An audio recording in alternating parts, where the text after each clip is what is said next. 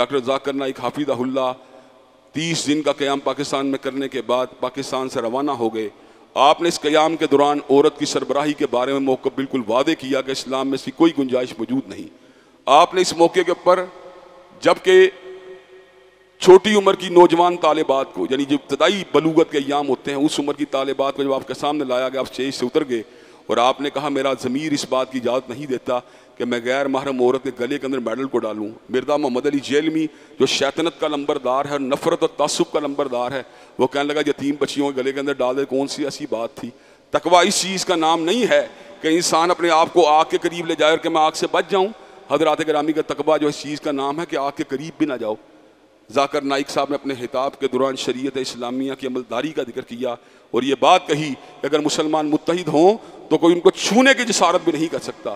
ذاکر نائک صاحب جو ہیں وہ کوئی امام معصوم نہیں ہیں، ان سے بھی غلطیاں ہو سکتی ہیں، ان سے بھی صاحب ہو سکتا ہے، بڑے سے بڑے اماموں سے ہو سکتا تھا، ان سے بھی ہو سکتا ہے. حضرات گرامی قدر، لیکن بعض لوگ ایسے ہوتے ہیں جو نفرت اور تعصب کے مارے ہوئے ہوتے ہیں.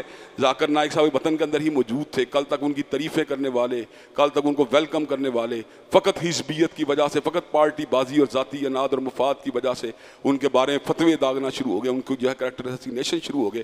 حضرات گرامی قدر، کسی بڑی سے بڑی علمی شخصیت خاص طور پہ اگر وہ سنجیدہ ہو، ایک تو جو ہے نا مسخرہ ہو گئی بندہ یا ایک تبرے باز ہو جس طرح مرزا جیلمی ہے، اس کی بات اور ہے. کوئی بھی سنجیدہ عالمی ہاں کسی بھی مسلک کا ہو، اگر وہ سنجیدگی کی حدود میں رہتا ہے تو پھر اس سے اختلاف بھی سنجیدگی کے ساتھ کرنا چاہیے. انہوں نے نہ کسی پہ تبرہ کیا، نہ کسی کو گالی دی، نہ کسی کی تنقید کی، نہ کسی کی توہین کی. اب اگر آپ ان کے بارے میں یہ رویہ اپناتے ہیں وہ جاہل ہے، پرلے درجے کا جاہل ہے، وہ جناب جو ہے کروڑوں جناب آ جائے اس جیسے جمع ہو جائے، فلاں کے جوتے کا مقابلہ ہی نہیں کر سکتے. تو یہ اسلوب جو ہے یہ علماء کا شیان شان نہیں. علماء کو اختلاف اگر کرنا چاہیے تو متانت کے ساتھ، دلیل کے ساتھ، براہین کے ساتھ.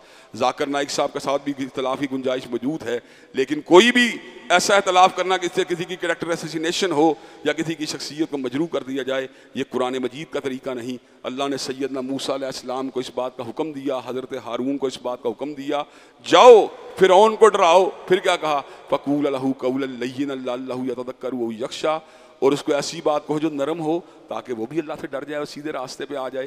حضرات گرامی قدر، آج معمولی باتوں کے اوپر جناب لوگ ایک دوسرے کے گلے کو پھاڑنے کے اوپر اور ایک دوسرے کو نیچا دکھانے کے اوپر اتراتے ہیں اور اس بات کو بھی بھول جاتے ہیں کوئی شخص اللہ کے دین کا خادم ہے، کتاب و سنت کا خادم ہے، اللہ کا ولی ہے. اختلاف تو اصولی بنیادوں بھی ہو سکتا ہے، فروعی بنیادوں بھی ہو سکتا ہے، لیکن سنجیدگی، احترام، بردباری، تحمل اور متانت یہ چیزیں چھوڑنے والی نہیں. اللہ تبارک و تعالی ہم سب کو وسعت قلبی، وسعت نظری عطا فرمائے اور عصبیت سے پاک ہو کر، نفرت سے پاک ہو کر، دلائل کی روشنی میں، علم کی روشنی میں ابلاغ کرنے کی توفیق دے.